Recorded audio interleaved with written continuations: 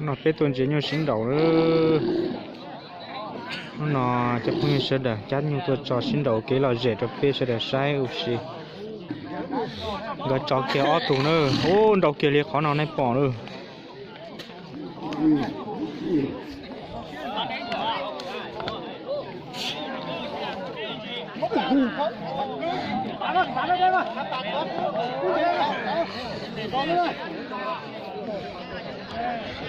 你这打了是吧？没有，那打的。ô đầu to trong cân rồi有有钱。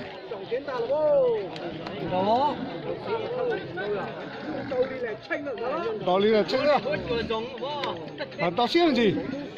你到给人家你看，到给人家，老周就歇了，老周给人家，谁家呢？到给人家家了。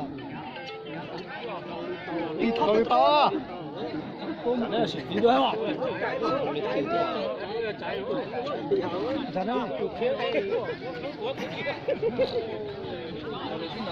到底是不？ trong cân đầu to trong cân rồi nữa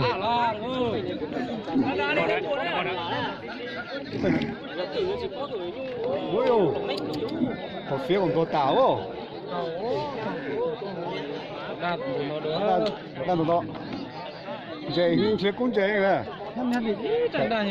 Đang đó xin. Đúng đó xin.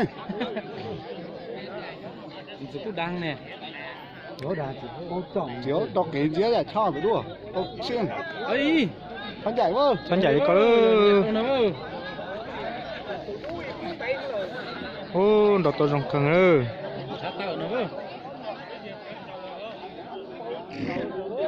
Có.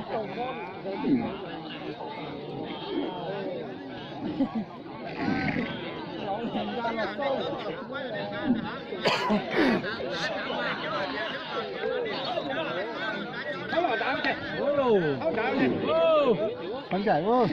Dạ con nó lúa tới đâu? Giải cao. Còn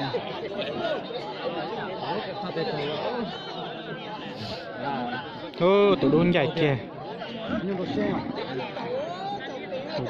của cho nó chế bưởi là của xem đây có cái cho chế bưởi cháu không ô tụi đu kia kia lên nữa này sai nào